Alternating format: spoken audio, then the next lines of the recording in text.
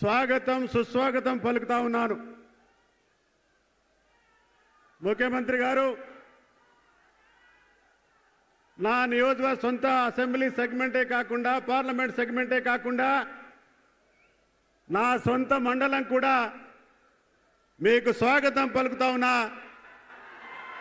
మా అశేష జనాన్ని కూడా మీకు స్వాగతం పలుకుతూ సప్పట్లతో వారికి స్వాగతం చేయాలని చెప్పేసి కోరుతా ఉన్నారు. ఫైనాన్స్ శాఖ మంత్రులు బట్టి విక్రమార్క గారు, మన ఇన్ఛార్జ్ మంత్రివర్యులు పెద్దల కృష్ణారావు గారు, ఎమ్మెల్సీ గారు మహేష్ కుమార్ గౌడ్ గారు, మన స్థానిక శాసనసభ్యులు అనిల్ జాదవ్ గారు, ఆదిలాబాద్ శాసనసభ్యులు పాయల్ శంకర్ గారు, మంచిర్యాల శాసనసభ్యులు ప్రేమ్ సాగర్ రావు గారు, సోదరులు వేం నరేందర్ రెడ్డి గారు, వేదికమైనటువంటి అతిరథ మహారథులకి వచ్చేసినటువంటి సోదరి సోదరులందరికీ కూడా నా యొక్క నమస్కారాలు తెలియజేస్తా ఉన్నా. ముఖ్యమంత్రి గారు చాలా అదృష్టం. 1983లో 11 మేన మొట్టమొదటిసారిగా నందమూరి తారక రామారావు గారు ఇదే మండలంలో నా సొంత గ్రామానికి వారు రావడం సందర్శించడం జరిగింది. మళ్ళీ 17 సంవత్సరాల తర్వాత నా మండలంలోనే నాటి ముఖ్యమంత్రి 16/6/2000లో నారా చంద్రబాబు నాయుడు గారు మా మండలాన్ని సందర్శించారు.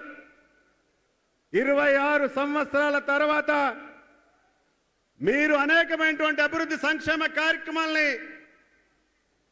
మంజూరిచ్చి ప్రారంభించడానికి వచ్చేసినటువంటి 26 సంవత్సరాల తర్వాత ఒక ముఖ్యమంత్రి గారు మా నియోజకవర్గంలో మన యొక్క మండలంలో రావడం చాలా సంతోషంగా నేను భావిస్తా ఉన్నా. ముఖ్యమంత్రి గారు, మీరు ఎందుకంటే నేను ఈ మధ్యలో చూశాను, మంచి ఫుట్బాల్ క్రీడాకారులు స్వతహాగా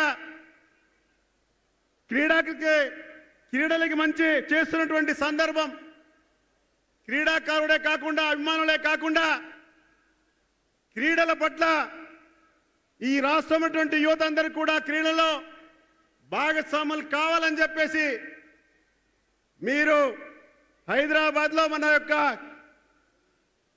క్యాపిటల్లో స్పోర్ట్స్ యూనివర్సిటీ ఇవ్వడం నిజంగా నేను కూడా ఒక క్రీడాకారుడిగా మీకు నేను సంతోషమే కాకుండా మీకు అభినందనలు తెలియజేస్తా ఉన్నాను. ముఖ్యమంత్రి గారు దాదాపుగా 6-7 సంవత్సరాల కిందట నేను కూడా స్పోర్ట్స్ స్కూలు నా సొంత గ్రామంలోనే స్పోర్ట్స్ స్కూలు అటు కేంద్రంతో రాష్ట్రంతో చేసి ఇక్కడ 6 సంవత్సరాల నుంచి నా యొక్క సొంత గ్రామంలో స్పోర్ట్స్ స్కూలు నడుస్తూ ఉన్నది. అట్లాగే జిల్లాలో అటు ఆదిలాబాద్, ఉట్నూరు, అష్మాబాద్లో స్పోర్ట్స్ స్కూల్ ఉన్నాయి. ఎందుకంటే మీరు క్రీడల పట్ల క్రీడా అభిమానంతో ఉన్నటువంటి మీరు అది 10th క్లాస్ వరకే ఉంది కాబట్టి దానిని అప్గ్రేడ్ చేస్తే పిల్లలందరూ కూడా ఇంటర్మీడియట్